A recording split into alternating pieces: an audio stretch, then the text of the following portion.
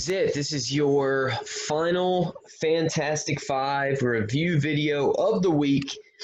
I don't do it on Fridays just because you've seen it 4 times by now.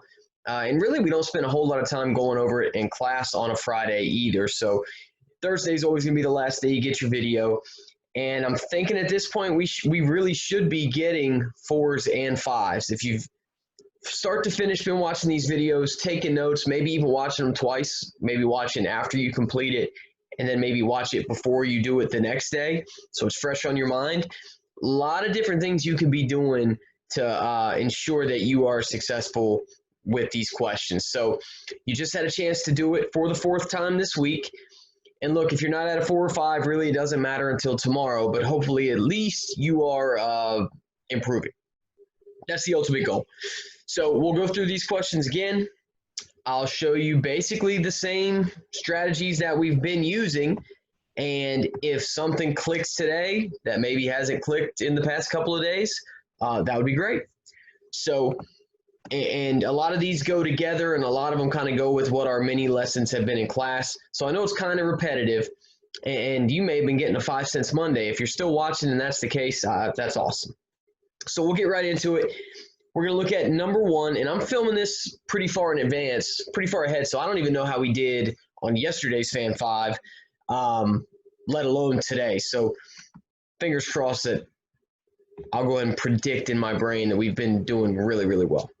So first question says, which of the following numbers is not a multiple? Oh, what a play. Oh, sorry. Which of the following numbers is not a multiple of 9? So guys, you could just know your multiplication facts and you could look at your answer choices and you say, okay, can I do 9 times something to get 18? Can I do 9 times something to get 28? And if you have no idea, we are just going to list our multiples. We know the first multiple is going to be 9 because 9 times 1 is 9. 9 times 2 gives me the next multiple, which is 18, which means I can go ahead and eliminate the first choice. I would keep going. My next multiple, 9 times 3 gives me 27. Nothing there. I can keep going. My next multiple, 9 times 4, gives me 36. Now, this helps because I can eliminate 36, but then I can also see that I skipped right over 28. I can't do 9 times anything to get 28, which means 28 is not a multiple of 9. And if you wanted to keep checking just to make sure, all you would have to do is go one more multiple, do 9 times 5, and you would get 45, which would eliminate that one as 2. Eliminate that one as well. So, excuse me. Listing our multiples has helped us in class finding factors, and that one's been really good for the first 2 days. Again, I'm filming this early, so I'm thinking by Thursday that one's going to be pretty solid. So we had 28 or B for that answer, and we can use that same strategy if we wanted to for number 2. Which of the following numbers is not a factor of 12? Again, you could look at your answer choices. You could say, okay, can I do 1 times something to get 12? Can I do 3 times something, 4 times something? I'm just going to do it the way we've been doing in class. I'm going to list all my factor pairs first. Then I will look at my answer choices and see what doesn't match. If you want to do the factor rainbow, you can. So with factor pairs, I always start with 1 and the number itself, 1 times 12. Then I'm going to keep going in order. I'm going to try 2, and I know 2 will work because it's an even number, 12. And if I didn't know 2 times whatever it was, I could list my multiples of 2, or I could use the opposite. I could take division. I could do 12 divided by 2 and get my answer that way, but that would give me 6. Now, you might only know those, but that doesn't mean you're finished, because if I get here, that makes my my choice of numbers smaller, possible answers, possible factors, because I got to try any number between 2 and 6. So obviously I'm going to try 3, and then 3 times something can give me 12. I can list multiples or I can divide. Either way you do it, you would get 3 times 4. Once I get here, I know I'm done because there is no number between 3 and 4 that I can try. So I've got all my factors here. Now I just got to look at the answer choices. Is 1 a factor? Yes, 1's always going to be a factor, so I can eliminate that. Is 3 a factor? Yes, it is. Is 4 a factor? Yes, it is. And then if I look at my last choice, 7 is not a possibility, which would give me my answer. 7 is not a factor. So ton of different ways you can get that one. My hope would be that that one's pretty high because, again, for the first couple of days, 1 and 2 have been great. All right.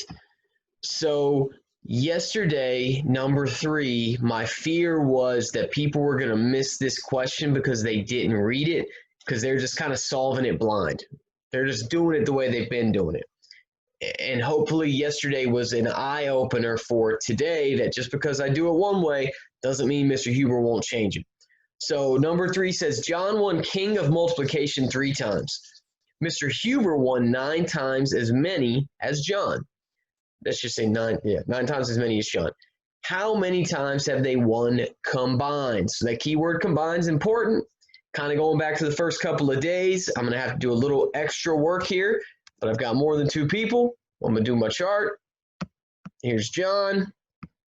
Here's Mr. Huber. And then I'm just plugging in the information. We had John, who won 3 times. Mr. Huber, who won 9 times as many as John, which means I'd have to do 9 times 3. If you know your facts, you can figure that out. Do your 9 streak if you have to. That just means I won 27 times. People who didn't read may have chose 27 as the answer, but combined means I've got to add those totals, 27 plus 3, which would give us a combined total of 30. So I'm thinking maybe that was an eye-opener yesterday, and I'm anxious to see the numbers on that one to see who not only did the right math, but did the right reading. We've been saying in class this week that a lot of people did perfect math, but they just didn't read the question correctly. So I'm anxious to see that one. Number 4, been pretty low the first couple of days. It's Thursday now. I'm thinking a little bit of extra practice might help that improve. It just says, which of the following numbers is prime? Again, prime number only has 2 factors, 1 and itself. Ooh, that might be a home run. It's not. So I'm going to do it the same way we've been doing it. Start with 15. List all my factors. If you know your facts or got all your factors, you would have known 1 times 15 and 3 times 5, which means it is not prime. It is composite. Then I would try 16. I'd start with 1 times 16. It's even, so I know I could do 2 times something, which would be 8. But if I kept checking, I could also do 4 times 4. Again, more than 2 factors. That would make that number composite. Then I would try 17. My only 2 factors there are 1 and 17, which makes it a prime number. But I would also try 18 just because I'm going to go the extra mile, do my EOG effort. Start with 1 times 18.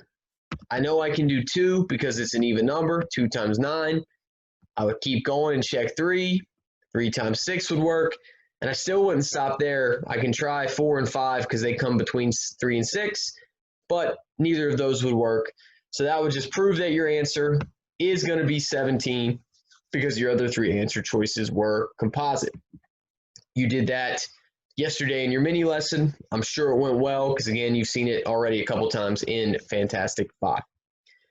Last but not least, I would really like to have the entire class, virtual, non-virtual, everybody get this question correct. Because really, guys, in my eyes, we should. It's addition. You've been adding for years. Even if it's not with numbers this big, you guys understand the process. So we're going to stack them up and add them up. Starting in the ones place, and it's very important everything lines up. Starting in the ones place, 3 plus 1 gave us 4. Tens place, 7 plus 7 gave us 14. The 4 stays, the 1 goes. I always circle it that way, I don't forget it. Hundreds place, 3 plus 2 is 5, plus 1 more is 6. All right.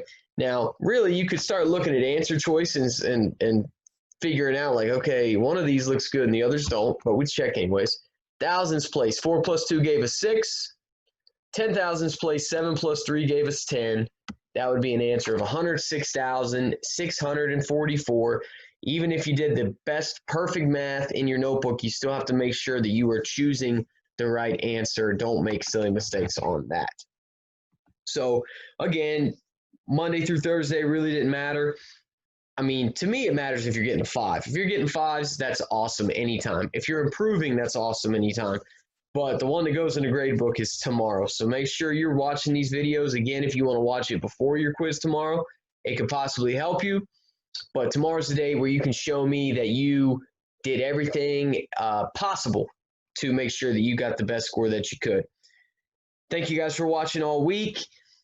I'm so pumped that you're going to be back in the classroom next week, even if it's only for a few days. And like I said, we're going to hit the ground running. Everything that we've been doing while you've been at home virtually, I fully expect you to know it when you get back. So just make sure you're prepared, and we will see you guys soon.